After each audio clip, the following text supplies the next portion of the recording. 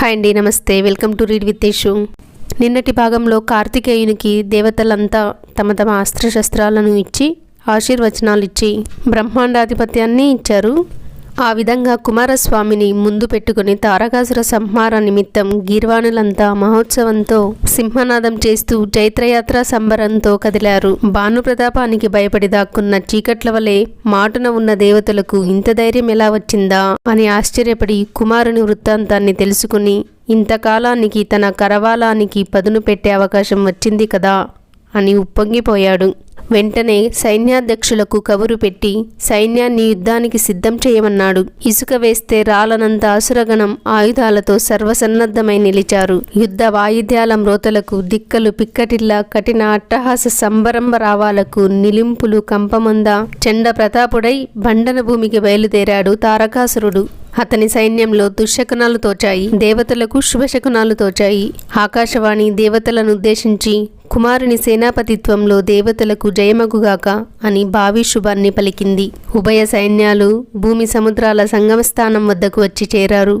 వారి అరుపులు కేకలకు ధనుష్టంకారాల మ్రోతలకు సాగర ఘోష అణిగిపోయింది.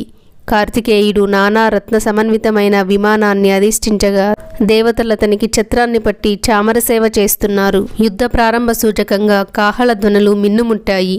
క్షణంలో నిశిత కరవాల కాంతులు విద్యుల్లతలుగా, భీకర గదా ప్రహారాలు ప్రావుట్కాల పయోదర గర్జనలుగా, ధనస్సు నుండి వెలువడిన శరపరంపర కుంభవృష్టిగా యుద్ధరంగం ప్రళయకాల వేళా విశేష వియన్మండలంగా తోచింది.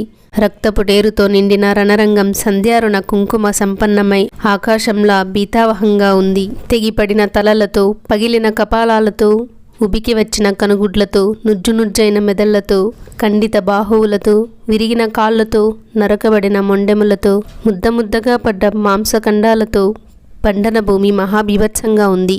నక్కలు విందారగించాయి. అసంఖ్యాత కాకులు, గద్దలు, రాబందులు యథేచ్ఛగా ఆకాశంలో విహరిస్తూ ఉంటే ఎండపడకుండా బండన భూమిని నల్లని గొడుగు పట్టినట్లుంది. గణాలన్నీ తుముల యుద్ధం చేస్తుంటే గణనాయకుడు ద్వంద్వ యుద్ధానికి తలపడ్డాడు. తారకాసురుని ఇంద్రుడు నిలవరించాడు. సమ్రాదుని అగ్ని ఎదుర్కొన్నాడు. జంబుని యముడు ఢీకొన్నాడు. మహాప్రభుని నిరుతి మార్కొన్నాడు. సువీరుని గద్దించాడు వాయువు. చంద్రుని అదిలించాడు కుంభాసురుడు. కుబేరుని అడ్డగించాడు పవమానుడు. ఇలా దేవదానవులు అసువుల మీద ఆశలు వీడి పరస్పర జిగీషతో కోపం రూపెత్తినట్లు పోరాడుతున్నారు. విరించి వరబల గర్వితుడైన తారకుడు మహాక్రోధంతో మండిపడి పండ్లు పటపట కురికి, కండ్లు కొలిమితిత్తులై నిప్పు కణికలు రాల, కొండ చిలువల వంటి చేతులతో తాళ వృక్షో సమానమైన గదను పట్టి అమరేంద్రుని నెత్తిపై మొత్తబోగా అది గురితప్పి ఐరావత కుంభస్థలాన్ని నిర్భేదించింది. ఎన్నడూ మొక్కవోని ఐరావతం ఒక్కసారిగా కుప్పకూలింది. సంహ్రాదుని విక్రమాటోపానికి ఆగలేక జాతవేదుడు భీతితో వెన్నుచూపాడు. రణవిశ్రుతుడైన జంబుని వీర రసావతారాన్ని తేరి చూడలేక తన గదాదండాన్ని పారవేసి యుద్ధ పరాజ్ముఖుడయ్యాడు పరేతరాజు. బలుని కాలానల బాణజ్వాలలకు నిలవలేక వరుణుడు కరుణించమని ప్రార్థించి పలాయితుడయ్యాడు. రణోజ్వల విక్రమ క్రియాసాంద్రుడైన పవమానుని అసమాన కోదండ పాండిత్యానికి ఆగలేక కుబేరుడు కూలాడు. ఇలా దిక్పాలకులంతా అసహాయ శూరులైన అసురుల చేతిలో పరాజితులై వీరభద్రుని వెనక్కి చేరారు. దైత్యులంతా అత్యుత్సాహంతో అట్టహాసం చేసి కోలాహల పరాయణులై గర్జించారు. అదే సమయంలో వీరభద్రుడు ప్రమదులతో కూడి శత్రువుల పాలిట అకాల రుద్రుడై త్రిశూలాన్ని చేపట్టి తారకాసురుని ఎదుర్కొన్నాడు. పోరు ఘోరంగా సాగుతుంది. త్రిశూల, పరశు, పట్టిస, ముసల, మద్గర, ఖడ్గ, తోమరాలతో పరస్పరం హింసించుకుంటున్నారు.